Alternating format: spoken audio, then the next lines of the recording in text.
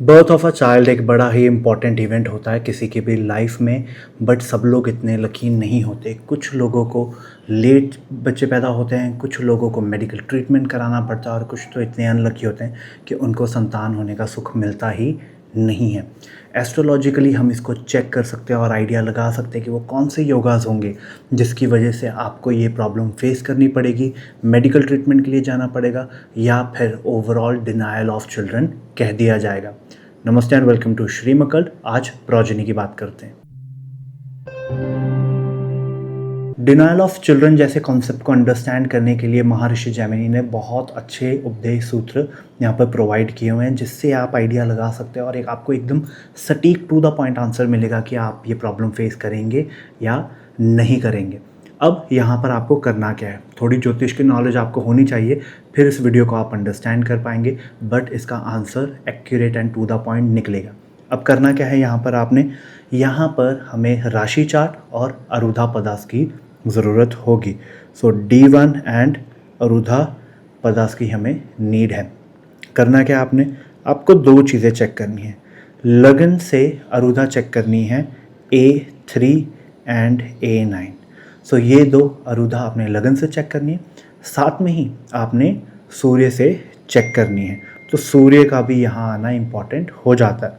तो वो कौन सी होगी, वो होगी AS3 एंड AS9, अरुधा ऑफ सूर्य 9, ऐसे मैंने मेंशन किया हुआ है। अब ये क्यों मैं यहाँ पर कह रहा हूँ, क्योंकि लगन से देखा जाएगा आपकी फिजिकल एबिलिटी टू प्रोक्रिएट। अगर यहाँ पर प्रॉब्लम आ गई तो फिजिकली आप उतने फिट नहीं होगे ताकि आप प्रोक्रिएट कर पाएँ। और अगर सूर्य से यहाँ पर प्रॉब्लम आ गई, सूर्य की यहाँ पर अफ्लिक्शन आ गया, बिकॉज सूर्य की जो अरुधा होती है वहाँ से हम चेक क्या करते हैं, your ability to sustain an आत्मा। तो यहाँ पर हेल्दी स्पर्म की बात आ जाएगी। तो ये भी एक इम्पॉर्टेंट चीज़ है, इम्पॉर्टेंट कॉन्सेप्ट यहाँ पर आ जाता है। अब यहाँ पर आपको अफ्लिक्शन मिल गया, यहाँ पर प्रॉब्लम आ गई तो डेफिनेटली प्रॉब्लमेटिक सिचुएशन बन जाती है। अब क्या देखना पड़ेगा आपको यहाँ पर, अब देखिए कि सूर्य इन पोजीशन से जो सन है A3 A9 AS3 AS9, ठीक है, इसकी जो अरुधा है यहाँ पर वो 2 6 8 या फिर 12, इन पोजीशंस में तो नहीं आ रहा, इन घरों में तो नहीं आ रहा अरुधा से। अगर वो आ रहा है तो यहाँ पर फिर अफ्लिक्शन माना जाएगा, कहीं ना कहीं डिनायल ऑफ चिल्ड्रन की तरफ चेक करने की तरफ ये पहले लेवल का स्टेप आ जाएगा। तो यहाँ से ये चेक करना ज़रूरी है। अगर यहाँ पर बुध जैसा ग्रह आ जाए तो भी हम बोलेंगे कि प्रॉब्लमेटिक सिचुएशन है। इवन शुक्र यहाँ पर आ जाए तो भी कहा जाएगा कि प्रॉब्लमेटिक सिचुएशन बन जाएगी। तो ये जो है ये D1 के थ्रू आपने चेक करना है, ये फाइनल स्टेप नहीं है, this is just the basic. यहाँ से जब आप चेक कर लेते हो अपने चार्ट के अंदर, अपनी कुंडली के अंदर, तो आपको एक आइडिया मिलता है कि ये प्रॉब्लम हो सकती है। यहाँ से उसका एक इंडिकेशन मिलता है प्रॉब्लम का। चेक करने के लिए आपको जाना होगा सप्तांशा के ऊपर, D7 चार्ट। ये चिल्ड्रन के लिए चार्ट होता है, ठीक है। तो आपको देखना है आपके बच्चे कैसे होंगे, उनका फ्यूचर कैसा होगा, वो ओवरऑल कैसे होंगे, आपका रिलेशन कैसा होगा उनके साथ, वो सारी की सारी चीज़ें आपके D7 चार्ट की ओर से चेक होती है। अब D7 में क्या चेक करना है, D7 का लग्न चेक करना है।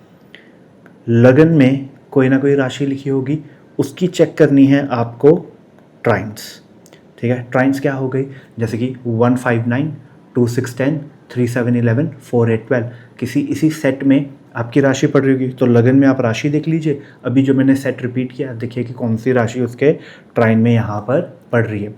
अगर वहाँ पर शनि, शुक्र दैट इज़ वीनस, ठीक है, और यहाँ पर बुध, ये ग्रह आ जाए तो फिर यहाँ पर कंप्लीट डिनायल बोल दिया जाएगा कि आपके यहाँ पर संतान होने का सुख लिखा ही नहीं हुआ है। तो यहाँ से ये वाली इंफॉर्मेशन पता चलेगी। सो ये हो गया denial, but this is not the final step, इसके भी एक्सेप्शंस हैं। अगर यहाँ पर लुमिनरीज आ जाएं, लुमिनरीज मतलब सूर्य और चंद्रमा या फिर गुरु ग्रह या फिर राहु जैसा ग्रह भी आ जाए, ठीक है, इन ट्राइन्स की जो कॉम्बिनेशन मैं आपको बता रहा हूँ, तो फिर यहाँ पर डिनायल को छोड़कर डिले कह दिया जाएगा कि मतलब बच्चे तो होंगे, थोड़ी देर से होंगे, डिले होगी उसके ऊपर। ये वाला जो कॉन्सेप्ट है इसको याद रखने के लिए, इसको चेक करने के लिए एक चीज़ आपको बहुत बड़ी इंपॉर्टेंट याद रखनी है। फॉर फीमेल्स आपने 9th हाउस चेक करना है, ठीक है, दिस इज़ फॉर फीमेल्स। और अगर आप मेल चार्ट चेक कर रहे हो तो आपने 5th हाउस चेक करना है। तो ये बड़ी इंपॉर्टेंट बात हो जाती है, क्योंकि फिर यहाँ से आपको कन्फ्यूजन नहीं क्रिएट करना है। D7 में इस वे से आपको प्रोसीड करना है। तो ये एक इम्पॉर्टेंट कॉन्सेप्ट है। अगर आप ये चेक करें तो यहाँ से आपको पता चल जाएगा कि डिनायल ऑफ चिल्ड्रन है या नहीं है। अब फर्स्ट स्टेप के ऊपर एक इम्पॉर्टेंट बात मैं आपको बताना चाहूँगा। जब हमने अरूदा से चेक किया, लगन से या फिर सूर्य से, प्रॉब्लम कहाँ पर आई? अगर हमें लगता है कि लगन से प्रॉब्लम आ रही है, ठीक है, अरूदा 3, अरूदा 9 चेक किया और लगन से प्रॉब्लम आई, तो ये मेडिकल हेल्प से सॉल्व हो जाएगा। तो यहाँ पर आप ट्रीटमेंट ले सकते हैं, IVF के लिए जा सकते हैं, तो वो डेफिनेटली सक्सेसफुल होगा और आपकी प्रॉब्लम सॉल्व हो जाएगी।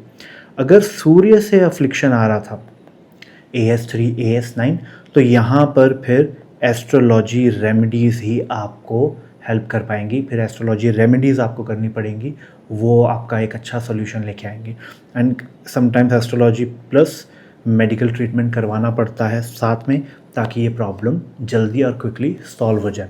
देन इनके मुहूर्त देखे जाते हैं कि किस डेट्स के ऊपर अच्छे से इसे सॉल्व किया जा सकता है, कौन सा अच्छा योगास बन रहे हैं तब ये किया जा सकता है, आपकी दशा क्या बोल रही है। तो और बहुत सारे इसके अंदर एस्पेक्ट्स और बहुत सारे वेरिएशंस आ जाते हैं। जो आज मैंने आपको प्रोवाइड किया है ये एकदम सटीक टू द पॉइंट आंसर है, बट एक प्रॉपर केयरफुल एनालाइजेशन इसके लिए बहुत इंपॉर्टेंट है। किसी को भी ये बताने के लिए कि डिनायल ऑफ मैरिज होगा, प्रॉब्लम होगी, या फिर यहाँ पर डिनायल ऑफ चिल्ड्रन होगा, अगर ऐसे जो कॉन्सेप्ट्स आ जाते हैं जहाँ पर डिनायल की बात आ जाती है, तो प्रॉपर केयरफुल एनालाइजेशन बहुत इंपॉर्टेंट है। आपको ये वीडियो समझ आई, इट्स वेरी गुड, बट इसे अटैम्प्ट करने से पहले प्लीज़ बुक अप कंसल्टेशन, किसी एक्सपर्ट एस्ट्रोलॉजर से आप बुक करिए। I can definitely help you with that, ताकि ये प्रॉब्लम हम ईजिली सॉल्व कर पाएँ। किस वे से सॉल्व होगी ये भी चेक कर पाएँ। अगर आपको कुछ नहीं समझ आता है प्लीज़ कमेंट सेक्शन में मेंशन करिए, I will definitely help you there. Till then, like, share and subscribe. I will come up with a new video. Till then, नमस्ते।